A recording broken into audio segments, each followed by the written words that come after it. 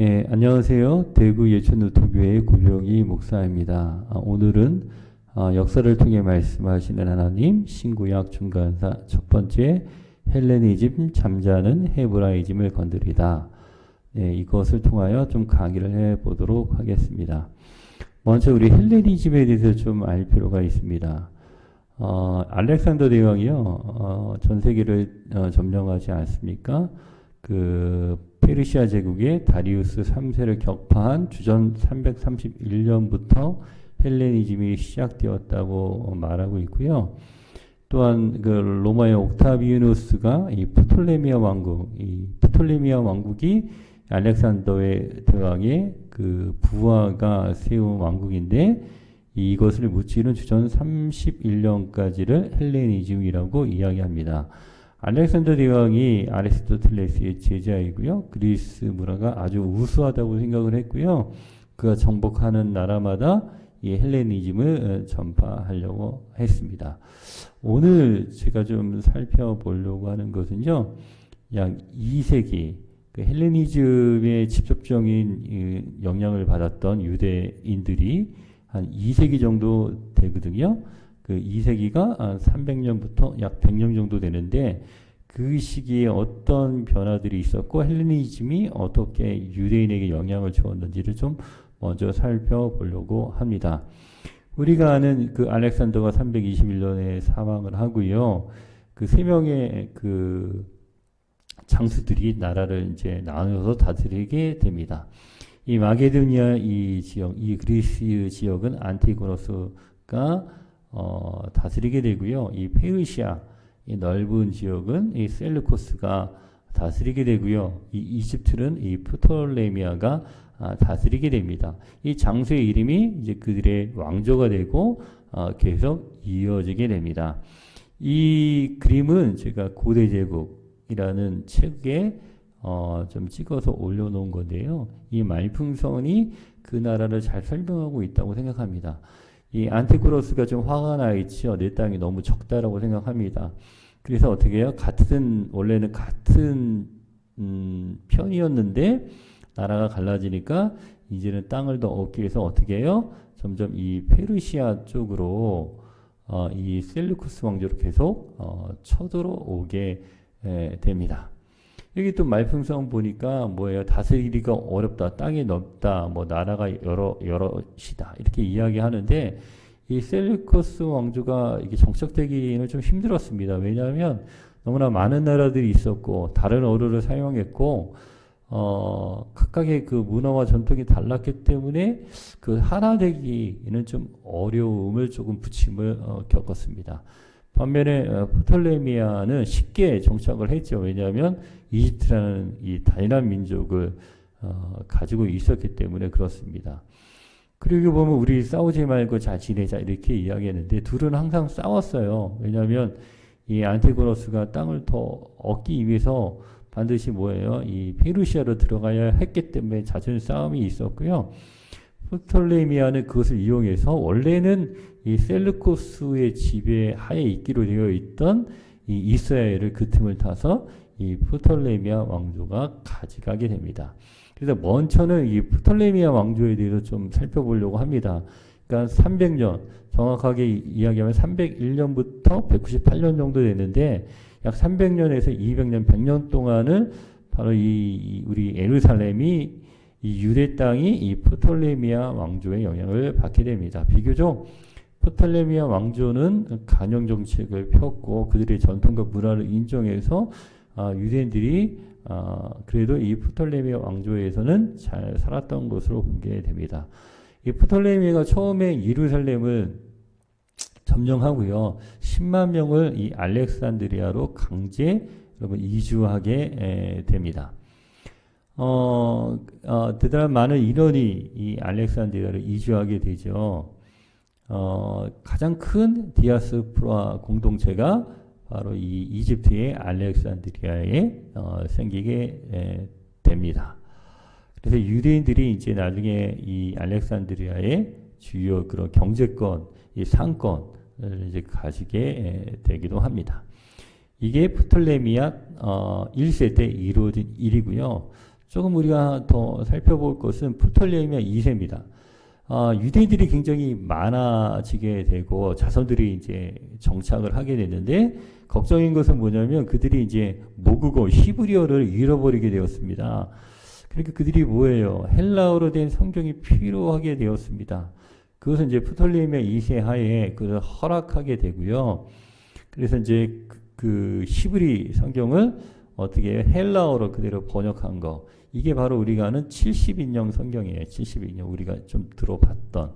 알렉산드리아 도서관에 이걸 기증을 하게 되는데 이것을 통해서 그들이 헬라어를 통해서도 계속 야훼 시장, 야훼 신앙, 헤브라이즘, 하나님을 믿는 신앙들을 계속 가져가게 되었습니다.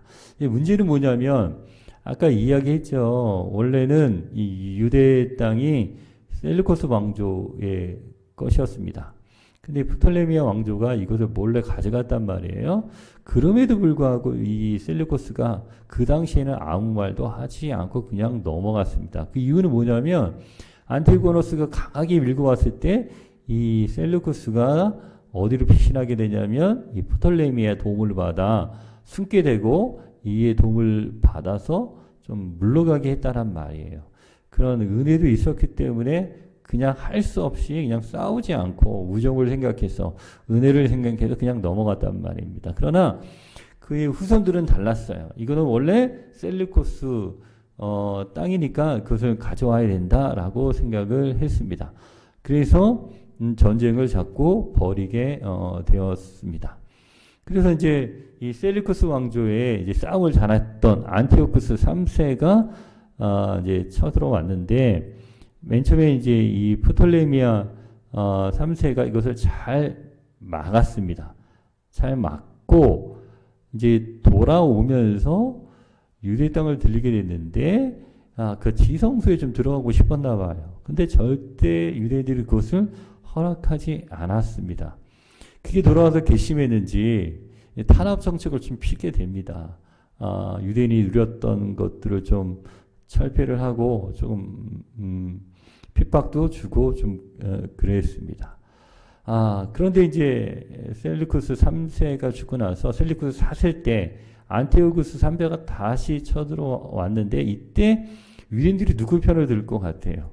셀루쿠스가 좀 자신들에게 핍박을 하고 힘들게 했으니까 이 셀루쿠스를 도와서 이 전쟁을 치르게 되고 이 안티오쿠스 3세가 여기를 이기게 됩니다.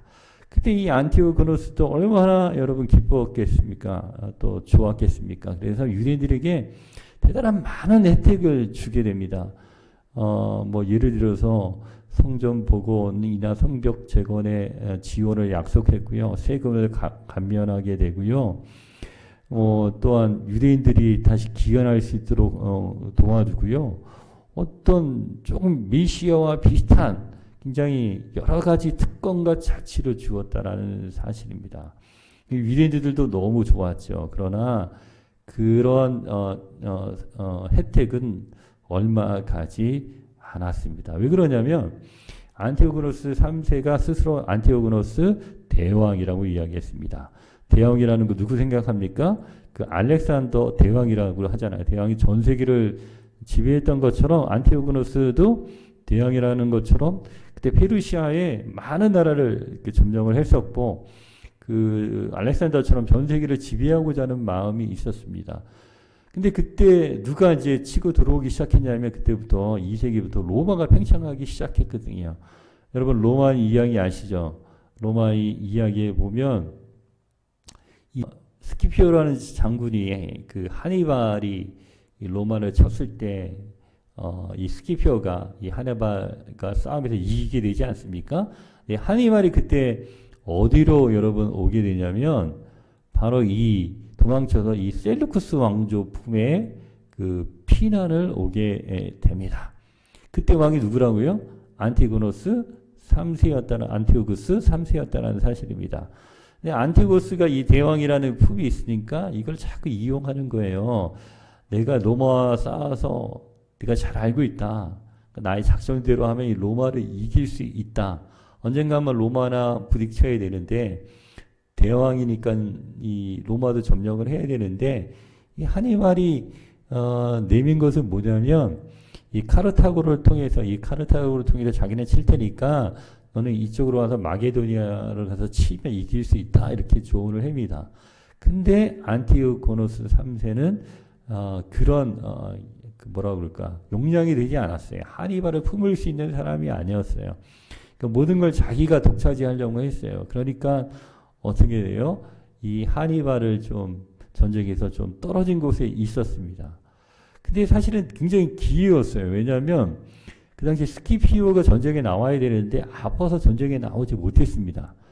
그러니까 저울의 기회일 수 있는데 하니발을 잘 준용을 했다면 역사는 바뀌어질 수 있었는데 그런 용량이 되지 않으니까 어떻게 해요? 전쟁에서 어떻게 해요?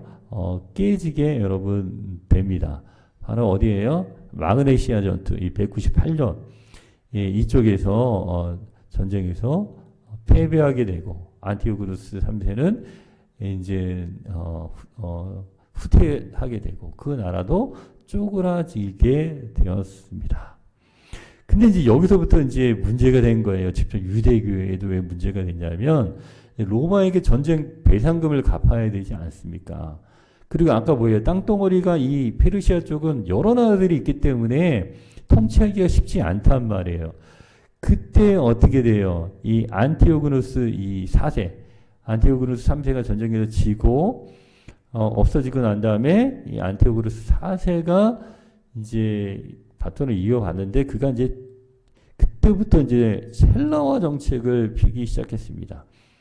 헬라를 통해서 이제 통일시키려고 했습니다. 그리고 그는 다른 나라들 또 이렇게 억압할 수밖에 없는 건 뭐냐면 로마에게 그 전쟁 배상금을 갚아야 하기 때문에 굉장히 세금을 많이 거두고 억압할 수밖에 없는 그런 상황 가운데 있었습니다. 그래서 그 절정이 167년인데 이 167년에 그 헬라와 정책에 따라 이 제우스 신전도 성전에 이렇게 세워놓고 돼지도 이렇게 제물로 바치고 이렇게 정말 있을 수 없는 일들이 이제 일어나게 되었다는 사실입니다. 그래서 이 안티오코노스 4세는 자기 스스로 에피파네 신의 현현, 자기가 그 제우스의 그런 현현이라고 생각해서 자기도 우상화 시켰고요. 신전에다 자기도 우상으로 세워놓고 절하게 했습니다. 그 배경이 뭐예요? 다니엘이에요. 이 다니엘에서 보면 금신상에 절하지 않는 거, 황제에게 절하지 않는 거, 이런 배경을 가지고 있습니다. 그럼에도 불구하고 그게 뭐예요? 오히려 헤브라이즘을 나중에 깨우치는 역할을 하게 되죠. 더 하나님이 믿는 신앙으로 그들이 오히려 똘똘 뭉치게 되는 여러분 계기가 됐다는 사실입니다. 그런데 이런 헬라화 정책이 있고 또 한 가지 문제는 뭐냐면 이때 처음으로 성직 매매가 또 나오게 됩니다. 성직 매매가 되면 타락한 거죠. 종교가 아무런 영향력을 주지 못하는 시대가 되었다는 사실이에요. 그때 대제사장이 오니아스 3세였습니다. 보통 대제사장은 아론 계열이에요. 정해져 있어요. 솔로몬 이후에 사독 계열. 그러니까 이게 정해진 계열에서만 대제사장이 될 수가 있습니다. 근데 이 오니아스 3세가 공금횡령이라는 누명 그런 소문들이 떠들게 되고요. 그런 문제들을 오니아스 3세가 가지고 있었습니다. 그때 그 동생이 있었어요. 그 동생이 야손인데 이게 야손이라는 것은 헬라의 이름이에요. 원래는 어떤 이름이냐면 예수아라는 이름을 가지고 있었어요. 야손이. 근데 안티오코노스 4세 헬라화 정책을 통해서 유대인들을 엄청나게 핍박했던 이 안티오코스 4세 유대인들 입장에서는 적그리스도였습니다. 손을 벌리는 거예요. 형을 폐위시키고 나를 대제사장으로 삼으면 내가 정말 헬라화 정책에 선봉에 서겠다. 뇌물도 엄청난 뇌물을 주니까 안티오코스 4세가 인정을 하고 이때부터 유대 땅에 그 무대장이 설치가 되고 또 온몸을 벗어든 채 체육 운동을 하고 유대인들은 할례를 받았기 때문에 딱 눈에 띕니다.